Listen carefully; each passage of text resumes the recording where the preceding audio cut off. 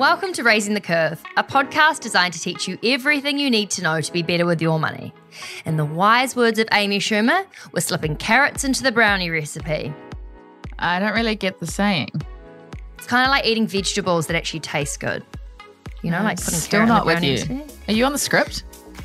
It's basically like saying investing in finance can be boring as but it totally doesn't need to be. Okay. So we're making it fun by putting the carrot, aka the vegetables, which are good for you, into the brownie recipe. Okay, we got there, okay. Okay. Wow, you've really got a finance brain. Yeah, one of us has to. This is true. Okay, come and learn alongside me from Vic Harris, ex-fund manager, where I'm going to ask all the questions that you wish you could. And I'm going to be eating all the brownie you wish you could. No, that's so not the joke, Vic. Oh. Okay, just come and talk and learn and laugh with us because together we really can raise the curve. Today's guest will 100% leave a smile on your face, but I think that it's one of those conversations that you will be smirking throughout. And the reason I say that is that Georgia is, in terms of her credibility and what she's achieved, she's amazing. She worked in a corporate finance-orientated job for like 12 years. And she did an enormous pivot due to a lot of stress that was happening in her life that led to a pretty serious health complication. And what actually resulted from taking such an enormous step in a completely different direction is that not only now is her job way more in alignment, but she's completely unraveled her relationship with money, the way that she spends, the way that she consumes food, alcohol, everything. And I think that the patterns that we're quite unaware of when it comes to our finances stem through our whole life. And unless often you're faced with whether that be like an enormous debt bill or a really scary health problem that pops up, often we're not forced to look at some of the less endearing parts of ourselves. And I think that this conversation for both Vic and I was inspiring, but not in a condescending, you need to fix your life kind of a way, because I think with so much pressure around how we should be living and what we should be doing for the planet and what we should be doing for people and work, like sometimes the noise can be overwhelming. What I think this conversation will do, hopefully, is give you things to think about and hopefully implement to really revolutionize the way that you think about your relationship with money. I know that you said this to us on email, and I don't know if you feel comfortable talking about it, but being diagnosed with bowel cancer is a pretty major diagnosis. And I wondered if you felt comfortable. I know that really was a huge driver in terms of when you went from corporate into teaching meditation. So yeah, would love to hear when that happened, how it went down, what was going on in your life at the time. Yeah, so I was working in corporate insurance, and I'd been in that role that industry for about 12 years. And yeah, it just kind of came out of the blue. I'd had a few digestive issues and decided, really need to get on top of this. And I'd had a little bit of blood in the stool, which was my main indicator, I guess, but I didn't have the awareness that actually was a symptom of bowel cancer, and I was 32, so it wasn't something that was on my radar or anyone else's radar. And my doctor said, look, you absolutely must have a colonoscopy. And I was like, oh, come on, do I need to do that? And it sounds a bit extreme, like surely there's some other. She's like, no, you must do it. And I'm very thankful to her, because another doctor I'd seen previously had just sort of done a rectal exam, said everything's fine, and he could have potentially picked it up then. But I was very lucky in the end. They caught it early, and I woke up from the colonoscopy and they were like, oh, you just need to have a meeting with the doctor. It's kind of standard protocol, which apparently it's not. And they said, yeah, you've got cancer. And I just kind of, was in shock for a wee while. How did you take that news? Yeah, that must have been so shocking to hear at 32. Like that kind of phrase would just turn your life upside down, I can imagine. Yeah, it It does. I think the first thing I did was call work. I couldn't speak to my family or, closer people. I just rang work and said, I can't come back and I don't know when I will be able to. Just before, like in terms of when you say you called work first, do you think you were in a state of shock at that time? Like was there, were you just like, hi, can't come into work? Because our health is obviously, everyone's like, health's number one. But I really don't think until something pretty scary happens either to you or someone close to you, we can't even understand the concept of the fact that we don't live forever. So I'm just sort of curious to know, like when you say you called work first, was it just more of a like, okay, I need to bide myself some time here before I deal with this, or like what? It just seemed like in the moment the most practical step. Like I was in shock. I was kind of processing it, and I remember that call and I literally said to my manager, they've told me I've got cancer and I'm not sure what I'm going to do, and I just can't.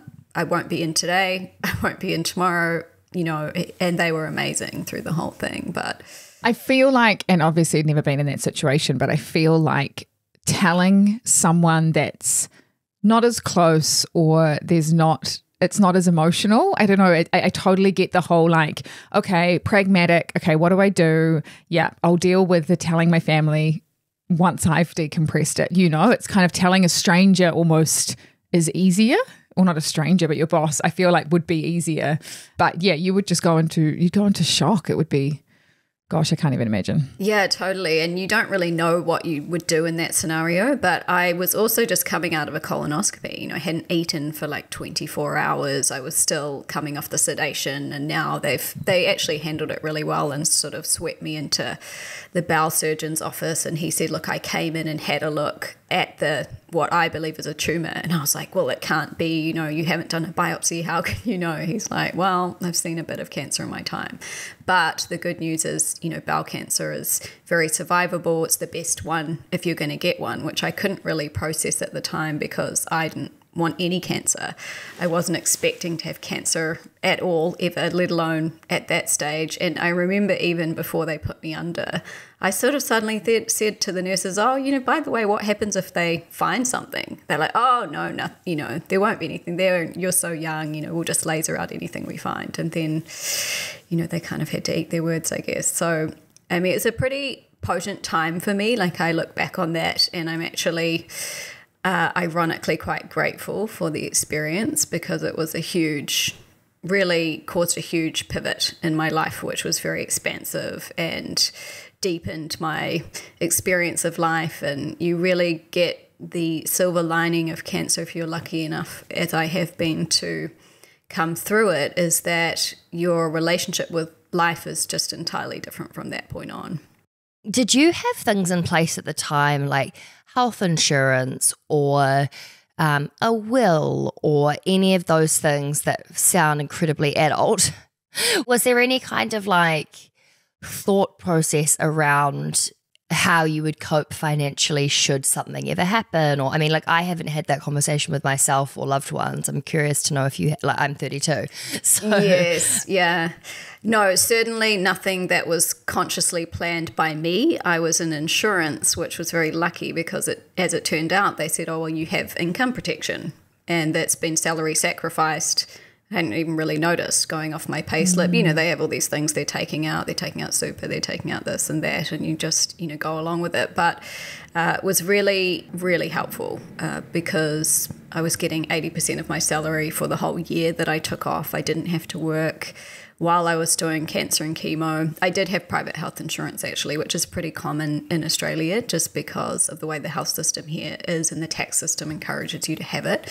So that also was a great blessing in that I had private everything and relatively smooth looking back experience through the whole process. Certainly, being able to work, not having to work and being in a major city where people that live rurally have a lot more difficulty accessing services. So, and how important was it having the income insurance in terms of your emotional state and the stress you're going through health-wise?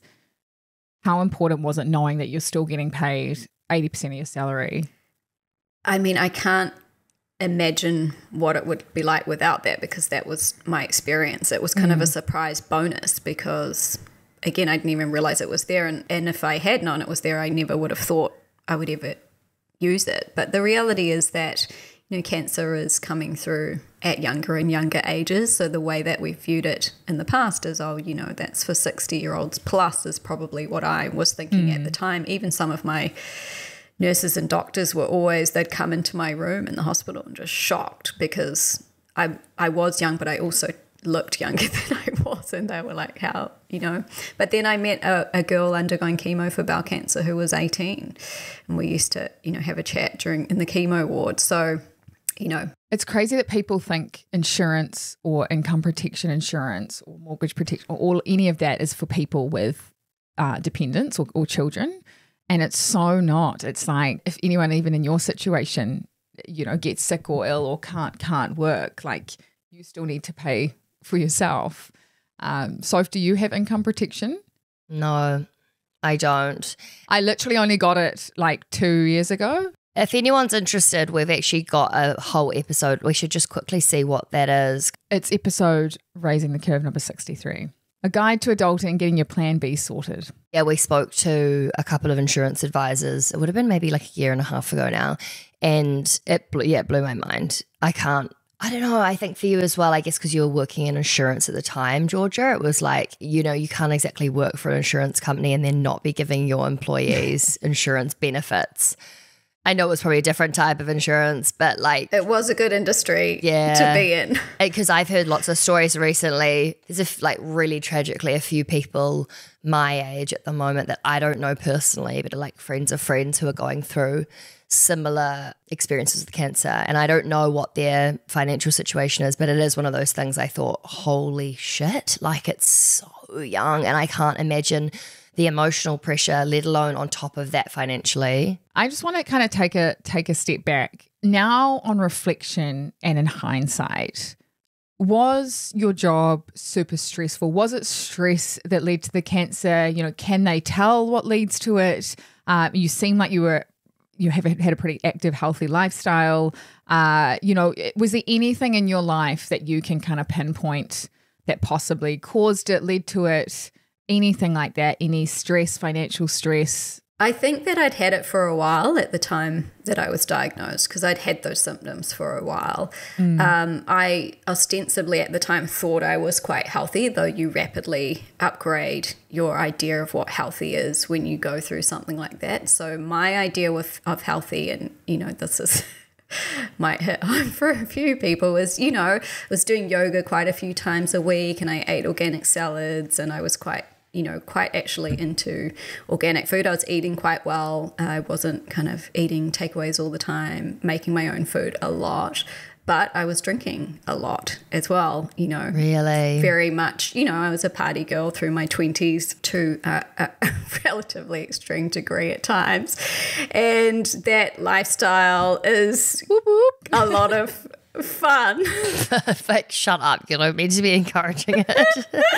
It's a lot of fun. Oh, I'm like, yeah, we all were. Yeah. In our 30s. Oh, gosh. And it was my gen for sure. It's gradually becomes, I think, with each generation that progresses a little bit more health conscious. But we were, the solid binge drinking generation. And now the science says that there's no safe amount of alcohol, unfortunately, to drink when it comes to cancer. So, was it stress? Job was stressful, not any more stressful than any other corporate job, really. I think it's also about what your response to stress is. So someone might have a more stressful job, but they have quite a high level of adaptation to it. Someone else might have, what someone might consider a low stress job, but because of their individual flavor of stresses that they've absorbed through their early environment, for example, they may find that their stress response to it is higher. So stress is really a response rather than the environment itself. I think I had carried a lot of emotional stress, as we do from childhood, but probably not that much more than, a lot of people. So I wouldn't really say I was, feeling burnt out from probably just not taking that much care of myself as much as I do now, for example.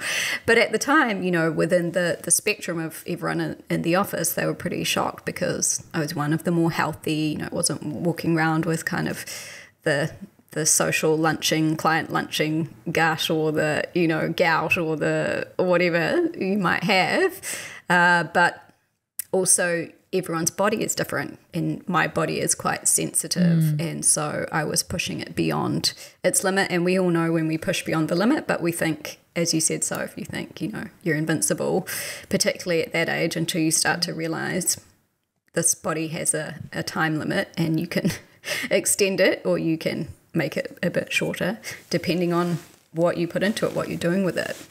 Do you think, had you not had, because I know you mentioned the corporate job, and I don't know if we've mentioned this in the podcast yet, but you were earning over 250,000, which, by the way, is incredible, like such an amazing salary. And leaving that, I think, for a health scare in terms of a redirection or a pivot or whatever we want to call it, I think would be a no-brainer for most people. But do you think you would have ever had the confidence or the ability to say no to that kind of money to go for something else had it not been for such an extreme event?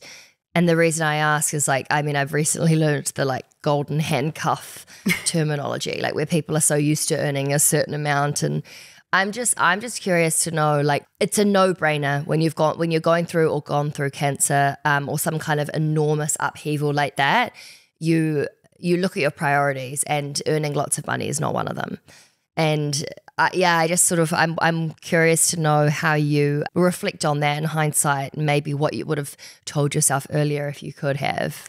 I think that really I went back to insurance after all of that time off. I went back and went on to another company, another role, and was there for a while. But I think really what shifted things the most for me was learning to meditate, which I'd done after I had another surgery about a year or so after I'd finished all my treatment. I had a bowel obstruction, which can happen when the scar tissue starts to build up and cause the bowel to twist in on itself. Oh, I've heard that's really painful. That was almost worse than the earlier surgeries. And I had another couple of months off work again because organ surgery takes quite a while to recover from. And I started to just really consider things at that time. And I thought, I need something else in my life to, really help me balance and deal with the stress of this, again, health scenario. I was sitting there thinking, I'm 32, I'm single, I've been through cancer, I'm sick again. My friends are just talking about whether they're getting a boy or a girl this time around.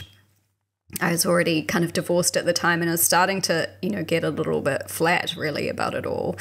And so I sort of sought out meditation, and that was really the thing that, I'd always said, insurance is a great job. It had really looked after me, as we've talked about, through a particularly difficult period, and I worked with fantastic people, but it wasn't my passion. I didn't wake up in the morning thinking, I can't wait to go there. And I sort of had this idea that I really wanted to find something that I could do that would be that I would feel inspired in doing. And I don't think I had I couldn't have managed leaving, as you say, the money and the job security without having that practice. Once I started practicing, I've kind of been meditating about a week or two, and I just felt like I'd woken up, like the blinkers had come off, and I just was like, why am I in insurance again? I can't really recall why I'm here now. And my stress levels had dropped significantly, so I was just feeling like it's actually totally fine. What's the worst that can happen? I, end up with no money and need to take a cafe job. There's always more money. I can actually follow this feeling.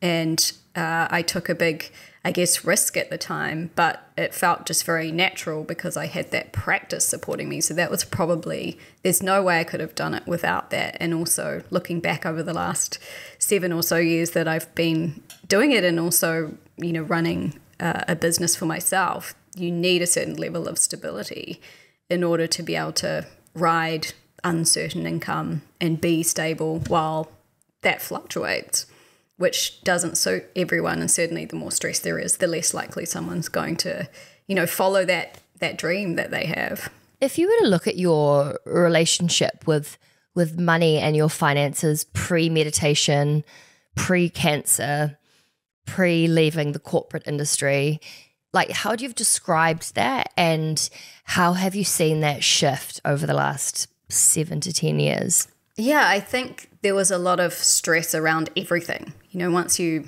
once you're stressed, it just sort of leaks into every area of life. Stress about money. I would stress about life just in general. And I would, kind of drink, I guess, to take the edge off the day, or go out for drinks in order to kind of take the edge off. And I would stress shop as well, and it felt like it had a bit of a charge around it. When I was buying things, there was this kind of charge, and I would regularly regret purchases or have things in the closet that I was like, I don't even remember buying that. I haven't worn it.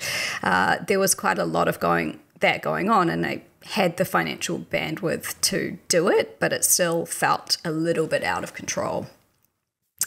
And then, post meditation, I just feel that generally I'm less stressed about almost everything at this point. But it allows me to really, lead from my heart rather than operating from a space of fear, because I think when we're constantly worried about money, and that sort of really isn't dependent on what your financial position is. You can have a lot of money and still be constantly thinking about it. And I don't feel like we came here to live a life that's hyper-focused around money. I think having knowledge about it is so useful, which is what you do to really educate people so that it can become less of a stressor, but then we can also hyper-focus around it and just be constantly, determining our self-worth based on what is in the bank balance or what isn't it, or what is our spending habits, when actually, the truth of who we are is so much deeper than that.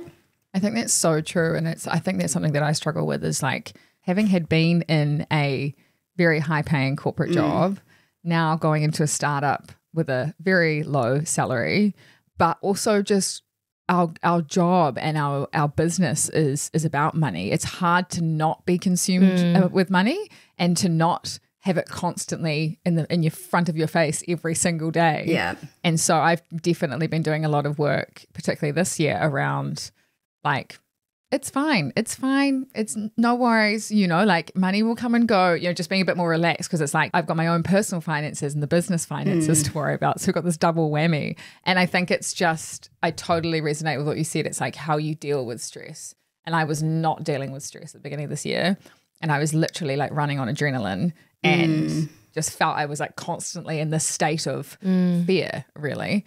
And then now been doing a lot of work around just knowing when I'm getting into that stress state and stepping out and being like, it's okay, it's fine, it's a tiny part of your life, it doesn't define you. Like all those things is just like putting into practice things that work for you in terms of not being in that constant state of flux. And I totally agree with you. It's like you could be on $1 million salary, you could be on a $10,000 salary, and money can still stress you out, but in different ways. And it's making sure you have the right stress reliefs or practices in place so that it doesn't consume you, because it shouldn't consume you. Yes, it is part of our everyday life, and it's our longest relationship we'll ever have is with money.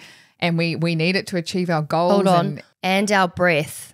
I heard someone say that the other day, and I thought, I love that. What? We have our longest relationship with actually our breath. 100%. The moment that you are born. And the moment that you die. Which is actually quite like timely for this conversation. Definitely. Well, I think something that I realized as well, like when I was in hospital, was that life it ultimately amounts to experiences rather than assets. And so while assets can set us up to have sets of experiences, I'd done quite a lot of travel, and I'd been with, a partner who was a lot more controlled on the finances, and I kind of had to battle with them quite often to do certain things. And I remember thinking, I'm glad I didn't hold back. If this goes one way, which it could, then at least there weren't all these things, I wish I'd gone to London, like I went there. I traveled all over Europe. I'd done those things and lived in London and made those choices. And that's something else that I realized at the time, that, we can let money fear get in the way of allowing ourselves to have certain experiences, one of which being, following the dream, which is a choice that, both of you've made as well, being in a startup and letting go of corporate. And if we can't let go, then we can't have those really enriching experiences sometimes either. And how do you balance that though now, living in the now, post the health scare, versus being, I guess, a bit more pragmatic about putting money aside, should it happen again or anything else disastrous, being cautious, but also living in the now and having experiences. Because this is a question we get asked by our community so often, and there is no answer because everybody is different. But yeah, I'd love to know how that's changed for you. Yeah, I think that I don't live in a state of fear, so I very rarely think about the cancer at all. It's not very present in my mind. What I do is rather, create sustainable habits and make sure that I feel good. So, looking after my body, really addressing stress levels. I know that I've done a lot of proactive things over the years that have dramatically shifted what my state of health is. Whenever I get tested by health professionals, shockingly low level of cortisol, whatever it is, So the biomarkers are the proof of that. But also I really, I enjoy it. It's not hard for me. Shit, Vic, imagine if we got our cortisol levels checked. I'm like... Is that your stress levels? Yeah, it's one of the markers for stress, yeah. They get a little shock, the blood pressure's really low. I'm like, don't worry, it's all fine. So, I think that what I would say is, for others, because I probably live in a little bit of a different way because it's so structured and so baked in, but I think there's an element of creating a structure. So with that knowledge, for example, that you're sharing in the Money Reset and on the pod, that creates a structure that then the idea is that you can flow within the structure so that you don't have to spend all the time thinking about the structure and being obsessed with it and, have I put this as kind of set and forget, it's set up to go out and then you're, flowing within what's reasonable. But there may come a time where you need to take a little bit of a financial risk and you'll look at does that suit my stage of life? When I left corporate insurance, I was 32. That was a good time because I didn't have dependents. It's a good time to really give it a crack if there's something that you're wanting to go and do. And that's not the only time that one could do it. I've got many people that I work with doing it at different stages of life. But, that we have to really have the capacity to let go in order to do that. And there may be to do it in a smart way so that there's structure there, but then allow yourself to be in the flow of life of what's being called through you. I think what Vic was asking then is sort of what I wanted to go into, because what I found is pre the curve, I worked in a corporate job as well. I had really actually my last corporate job wasn't super high stress levels, but before that, when I was producing like TV and radio shows and I was getting up at silly times, like 3 a.m, I was driving through massive intersections where it was a red light because I was so tired and stressed and I didn't I was really dangerous. Vic's face, like, oh good Lord. I know. But yeah, I was just I was really unhinged. I was not healthy, and it was a huge wake up call for me. And I went and did my Eat, Pray, Love moment in Mexico, and I did lots of meditation and yoga, and I really swung the pendulum in the other direction. I think where I'm at the moment, which is why I'm kind of interested that you listen to the podcast and that you are encouraging financial education to be a part of people's lives and to help eliminate stress, is that there's almost this aversion to thinking about money in the sort of spiritual health and well-being space. It's almost like, oh, well, that's really materialistic and you don't know what's important in life, and we need to focus on degrowth and the opposite of capitalism and all of these things. And I think they're very mutually exclusive. Yeah, definitely. There's not this thread that keeps it all together. And so I think maybe similar to probably what Vic was asking in the previous question is how do we balance being able to lean in enough to look after ourselves from a self-love perspective and have our finances and our 20-year holiday fund and our investments all ticking away, but so that they're not consuming us, so that we can be in a space of living in the moment and enjoying life and spending money on experiences. Because I think that at the moment, what I'm struggling and what I think a lot of people are is to find that middle ground, to not be the super extremist, money, dollar focused investing dog with a bone, but also not being the opposite and being completely shut off to the idea of we are living in a capitalist world and you need money to survive. And so it's I I don't know, sometimes I just find like, I'm like, oh, I just want to pack up and go live on a farm in the middle of nowhere and meditate all day. Please don't. But that's also not, but do you know what I mean? Like sometimes I'm just curious as to like how, or like yeah, torn like between how, these two worlds that are so, seem so far apart. Yeah, and they really shouldn't be. I think partly where that comes from is this idea that there have been a lot of people who were very spiritually advanced that happen to be ascetics, that happen to want to renunciate.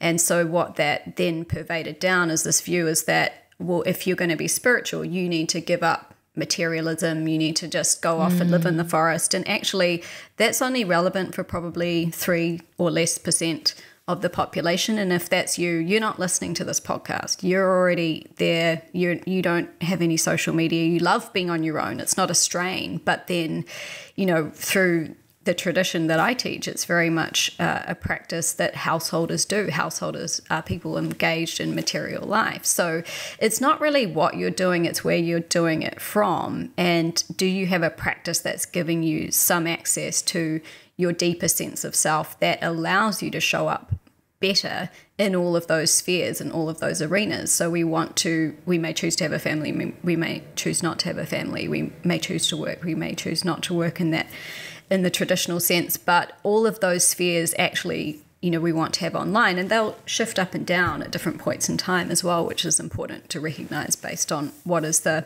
priority. There might be a priority where you feel really called to build financial wealth, but it's to what degree are you attached to that, meaning you can enjoy that process. But if that's all you're doing, you're only at that surface level, there's no depth being created, that vertical relationship isn't there, then the horizontal can become a little bit obsessive and you're extremely attached because if finances are going up, let's just use that example, finances are going up, I feel good.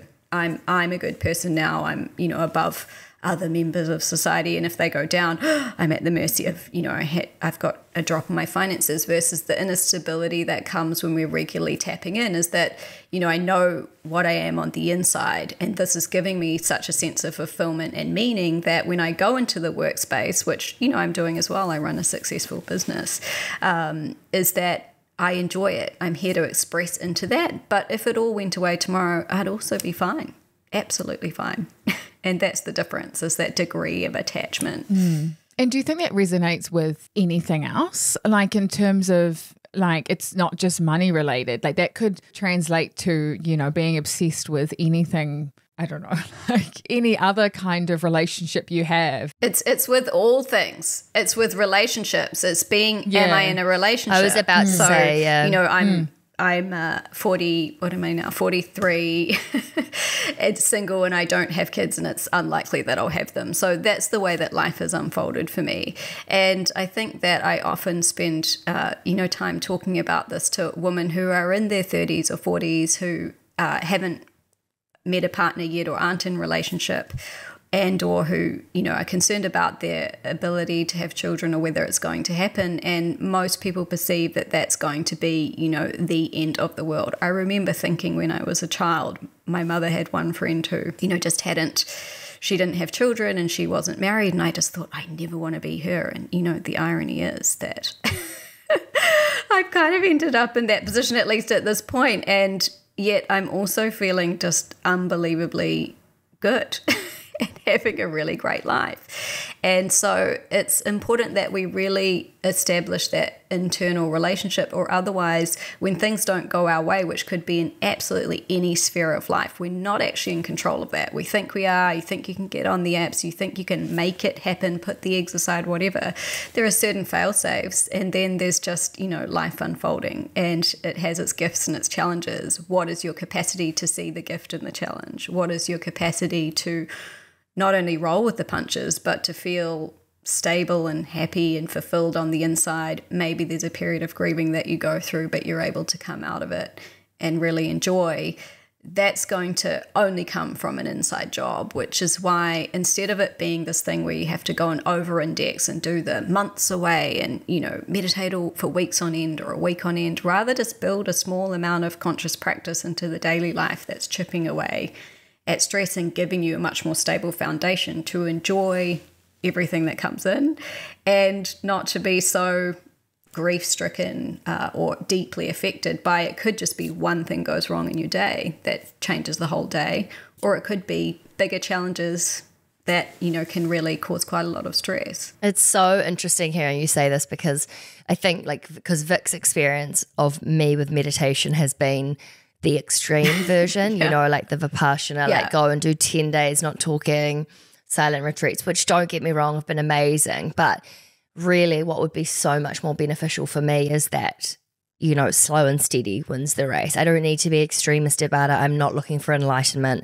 I'm looking to be really present and enjoy and be happy in the things that I have, you know, still have that strive and drive to, you know, whether it be make more money or do more things or have more experiences, but knowing that the way my life is right now is also really brilliant, and be really happy with the things that I do have. And it's that, what's that Buddhist saying? And it's the idea of like palms up, not palms down. So it's like, I want to have all of the nice things, and I'd love to have travel, and I'd love to have friends and family, but if you take them away, you can, because my palms are open and up, not like I'm clinging to them for dear life, because if you take my expensive handbag away, I'm not going to know who I am as a you know, it's that kind of like shift. It's not that you need to be in a cave with no possessions.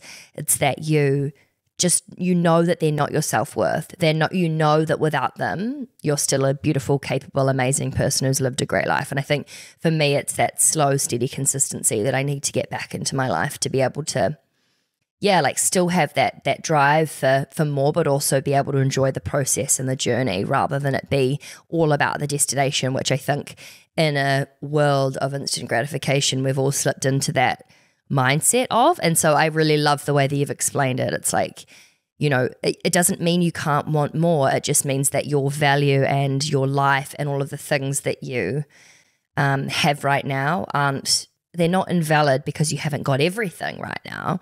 It just means that, you're finding that balance. I'd love to speak about how if you've got any ways or coping mechanisms or practices that people listening could look to implement to become more aware of their current money relationships or stresses, or potentially like learned and repeated behavior, to start to sort of strip that stuff away and create a new relationship with themselves, with their life, and with money and what success means to them. Totally. And I think, you know, education's really important. So it's fantastic that they're able to access that through the curve. But then adding into that something that really a conscious practice is what I recommend, because the saying goes, problems cannot be solved from the level of consciousness that created them. So we have to expand a little bit to have that broader view and perspective and a greater level of awareness about ourselves in the space. And that might be how we show up in relationships or at work or in our relationship with money. So for me, I had been aware for a long time about this kind of spending pattern that I had, this stress shopping. But it was like a kind of a hamster on a wheel. I'd go in and do it again and again and again. And I just felt like I couldn't break that cycle. And then interestingly, you know, once I was practicing meditation, I just suddenly found there was less charge around it. Like I'd go in a shop instead of feeling like a little feverish, like I've got it. You know, if I liked something, I kind of had to get it, rather than being able to think critically about, you know, did I really need it, or is this the time for it? And then I just felt that charge kind of, I remember just wandering on out and feeling like, I can just take it or leave it. But I couldn't have got there just through thinking about it. And did you put that down to meditation? Yeah, totally. My meditation, because awareness is expanding, stress levels are coming down, which gives you just a clearer view. And of course, you know, there's this idea, well, if I just think my way to changing these things, then that's what I need to do. I just need to get on top of my thinking. But of course, the thinking actually is a result of the nervous system. So if the nervous system's stressed, what we get is stressful, chaotic thinking, and then we can't sort of break through the pattern. So we need some kind of pattern interrupter in terms of a conscious practice. So meditation is really good for that. I think also working with the breath in the moment. So if you know that you get in a particular situation, maybe it's when the bills come in, maybe it's tax time, maybe it's when you're shopping, to just be kind of coming back, realizing this is a trigger point for me and it's something that I need to pay a little bit more conscious awareness to. So I'm going to just kind of come back to the breath in this moment. And there's other practices that you can do about reducing the charge around every financial transaction. So, I talk to so many people that whenever they pay for anything, they feel stressed. There's just this feeling. It doesn't matter if it's $25 or it's, $100. If it's any bill, there's a little bit of stress at the time of payment. So kind of reducing the charge around money in general, like being able to spend when you're within your capacity and to pay bills and just actually remain neutral with it. So there are conscious practices that people can learn about those elements, which I think is really powerful because it brings a more neutral charge around the whole money topic to begin with. So, like if you were getting nervous, which when I say if you, I mean, I would say most people probably have stress and anxiety every time they spend money. But because we're so used to the feeling of stress and we're so used to what our relationship is with money and spending, we're so unaware of it that it's just this low level of anxiety that's constantly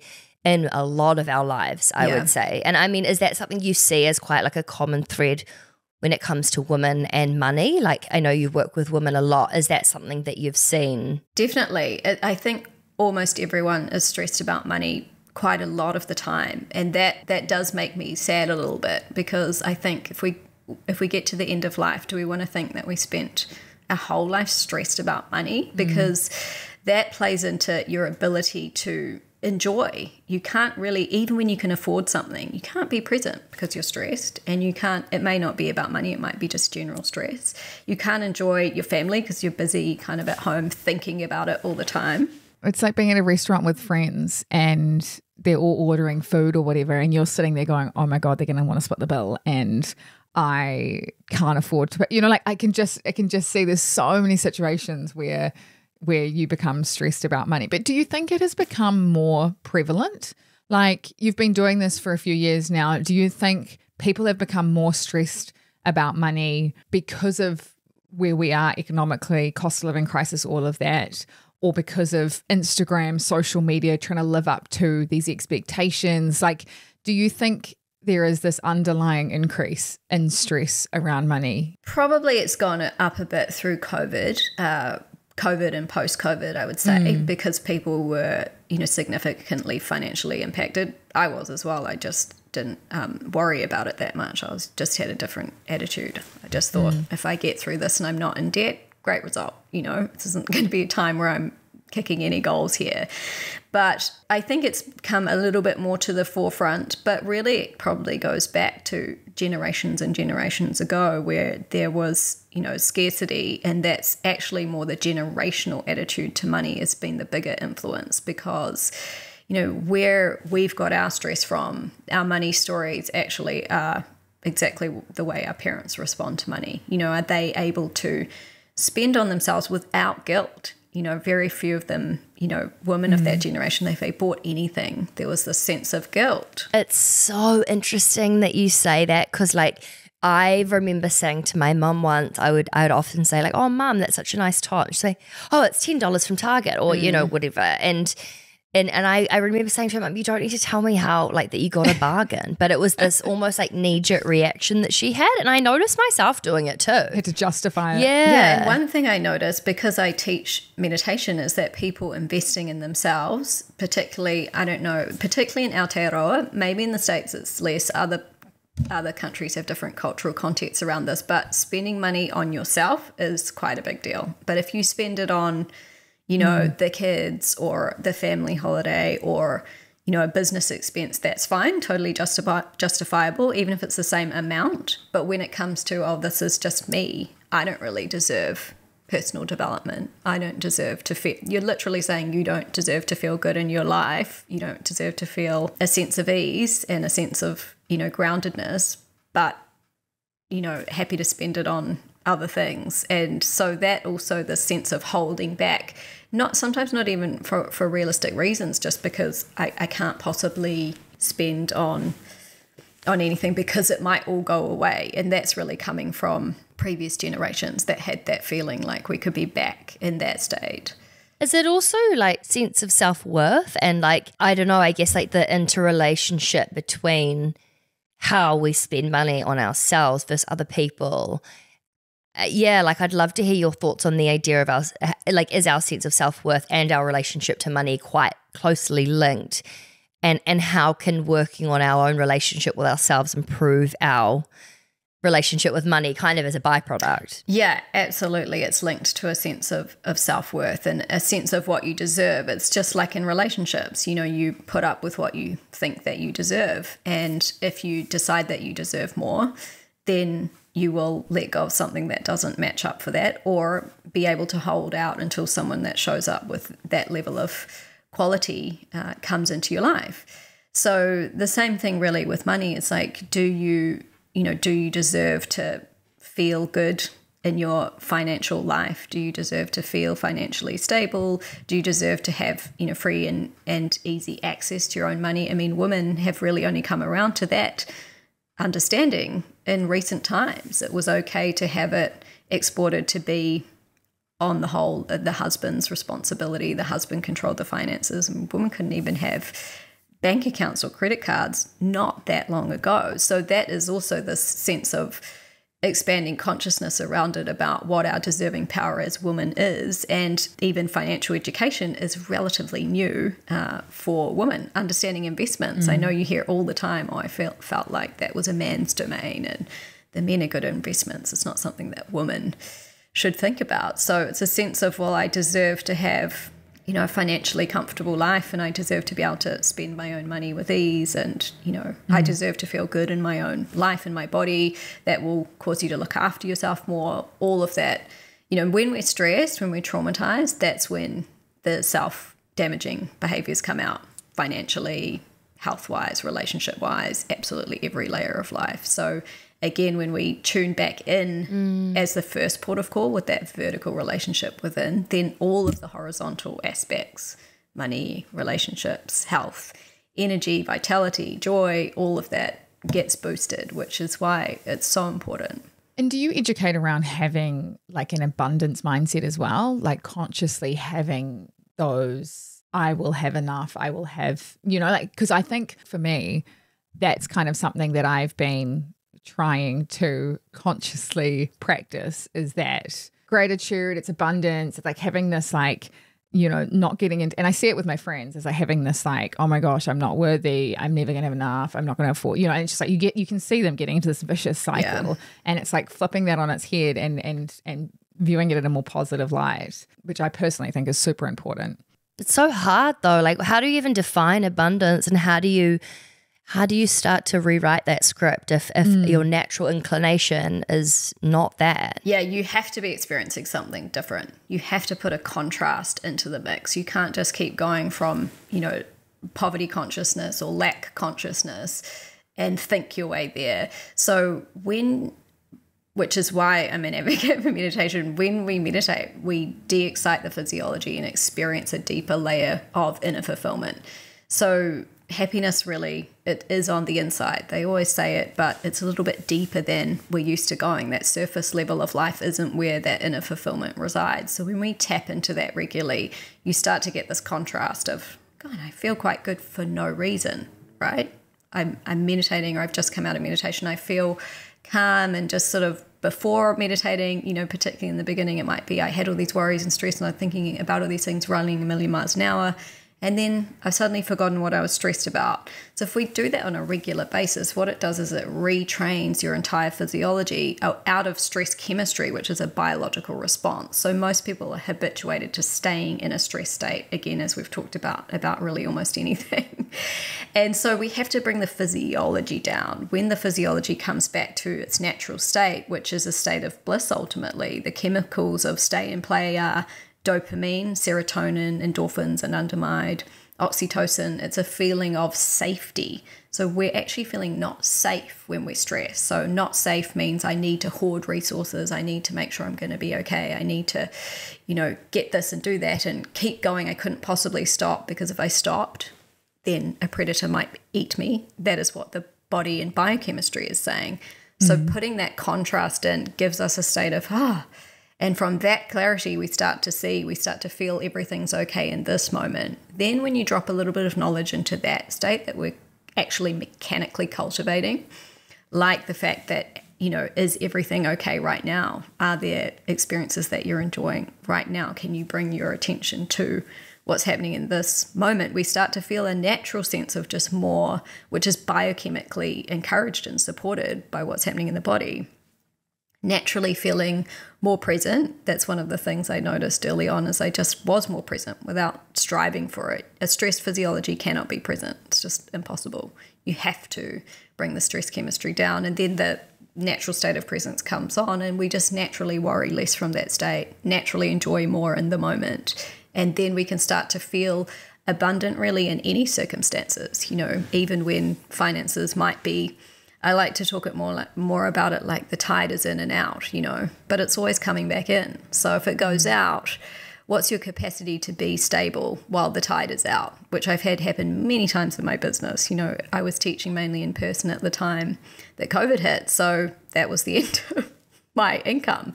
And I had to get creative. What can I offer? What can I bring in to creatively encourage that, resource flow to continue? But we can't be creative and adaptive when we're stressed. So again, it comes back to that stability that we have here that allows us to, watch the tide come in and out. It's more preferable when it's in, but if it goes out, you also know it's going to come back in, because actually there always is more money. There always has been. Every time you thought at any point in time, which might have been an hour ago, there wasn't going to be more money and something bad's going to, what happens? More money comes in. So we can start to really remind ourselves of that actually if we're creative and resourceful enough, we can create more flow. So then we can just relax. It's not going to ever get to that point. And if it does, actually, you still will handle it and you'll come through it just like anything else. Oh, this has just been such a brilliant conversation. And actually, Georgia, I was wondering, would you be open to, maybe we can take this offline, but like doing some kind of, I'd love to do some sort of event where maybe it's like an online thing and everyone can come and like experience meditation in alignment with their financial goals. Like I think it would be a really cool thing to do. Maybe it's even recording a meditation we could put up on the podcast channel for people to give it a go if they've never tried it. That would be really cool, because I think there's like a lot of resistance towards holistic stress relief and meditation because of the connotations of like, oh, hippie, tree hugger, blah, like, which has kind of been, like really unfairly put on that kind of space. And I've loved this conversation because what we're not doing is blocking out the idea that we need resource to live in this world and have like, the comfortable life that some of us would really love. But at the same time, you can also be really tuned in and find ways to let meditation improve your relationship with yourself, with the people that you love, with your finances, with everything. And like, that is the dream. So I really appreciate the perspective you've brought. I'm sure it's been really helpful for a lot of people. Thank you. I'm so keen to get that message out there, that it doesn't have to be for those people that feel like they don't want to engage in society and that's it, that you can still be working and enjoying. And I mean, if you want to have any meal, you have to be able to pay for it. Like life involves money. So it's really, when we open awareness more, it's about not ignoring anything, being able to not close our mind off to any aspect of our experience, the shadow parts of ourselves, what we don't want to deal with. We have to actually open to all of it. So that includes the reality of money makes the world go round at this point. So super keen to do that. Also, this is like kind of a strange like compliment, but I just love your laugh and smile. Like such a warm, lovely, like I don't know how to explain it. It's like, I just think that your energy and approach to life is like, super invigorating, and I'm like so stoked that you got in touch and have come on the podcast. So, and I also think it's probably worth mentioning, if there's people who listen to the podcast and think, oh, I could probably help or add value in this way, or I've had an interesting story, like Georgia emailed us and we were like, wow, what an incredible life and story, would love to get you on. So thank you for reaching out and for listening and sharing all of your wisdom, and let's take this offline to figure out a meditation something. My pleasure. Yeah, I think it was for me, definitely, like, because I'm just like, sometimes when you are stressed and then people are like, oh, meditate, journal and do yoga, I'm like, I don't have time, and it's like, it's so nice to come on here and have this conversation and be like, you can have it all in terms of being in like a flow state with your conscious self as well as money. And like, you don't have to go all or nothing. And I think it's just like, it's kind of like a breath of fresh air. And so I hope a few other people, hopefully in my situation, come out with the same thoughts after listening to this. So thank you so much. Yeah, pleasure. And you probably have better ideas about the money, how you're going to spend it, how you're going to create it. You actually have more creativity around that. So it only adds to things. Yes, love that. Thank you so much for listening to Raising the Curve. These conversations are designed to teach you everything that you need to know to be better with your money, from saving to investing to talking to your friends about your salaries. And if you liked what you heard, we would love it if you could hit the subscribe button, please. Yes, or please. Better yet, leave a review. It only takes 5 seconds and it would really make our week, our year, our month. Okay, lots of love. See you soon. Bye.